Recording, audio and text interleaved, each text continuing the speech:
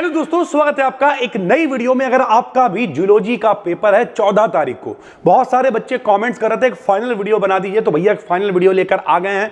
14 तारीख को अगर पेपर और कुछ नहीं पढ़ा है तो हम आपसे बार बार कह रहे हैं भाई कि हमने 2 वन शॉट बना रखे हैं, एक एक डेढ़ घंटे के हैं। डिस्क्रिप्शन में फ्री प्लेलिस्ट है, क्लिक करके उन्हें देख डालो, बाकी आप आराम से पास हो जाओगे, कोई दिक्कत नहीं है। कौन कौन से वो क्वेश्चन है, अगर कुछ नहीं पढ़ा है तो कहां से शुरू करना चाहिए, तो हम आपको 10 ऐसे क्वेश्चन बता रहे हैं जो पेपर में 25 नंबर या 15 नंबर में बनेंगे।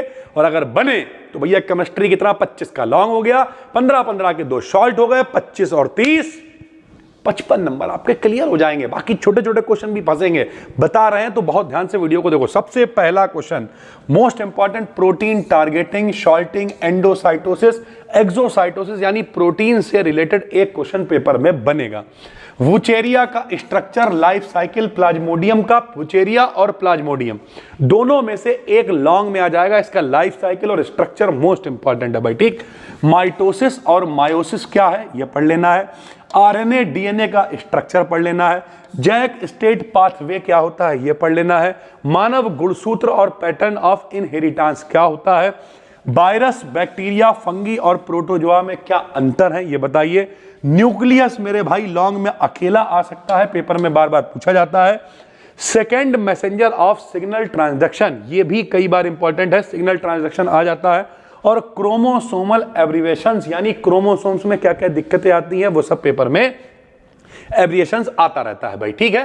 तो ये वो 10 क्वेश्चन है, आप स्क्रीनशॉट ले सकते हो जिनसे लॉन्ग बन सकते हैं। उसके अलावा भैया शॉर्ट भी बनाने हैं ना, 2-2 नंबर वाले भी फंसाने हैं, तो भैया ये क्वेश्चन बचे हुए बहुत इंपॉर्टेंट है। जैसे एपोप्टोसिस बहुत बार आया हुआ है, बैक्टीरियोफेज ठीक है, टर्नर सिंड्रोम ठीक है, एलील भी ठीक क्वेश्चन है, फास्फोरिलेशन ठीक क्वेश्चन है, साइटोस्केलेटन बहुत बार पेपर में आया हुआ है, साइटोप्लाज्मिक इनहेरिटेंस बहुत बार पेपर में आया हुआ है, सेल्यूलर जंक्शन ठीक है, कंप्लीट और इनकम्प्लीट डोमिनेंस पेपर में बहुत बार शॉर्ट में आया हुआ है, जीन एक्सप्रेशन पेपर में आता रहता है, कोविड-19 ठीक ठाक है भैया, ठीक है, फोगोसाइटोसिस पेपर में आया हुआ है, न्यूक्लियोटाइड डाई हाइब्रिड क्रॉस ये भी ठीक क्वेश्चन है, पेडिग्री एनालिसिस कई बार तो ये लॉन्ग में बन जाता है, तो इस पे भी हम इंपॉर्टेंट लिखे दे रहे हैं।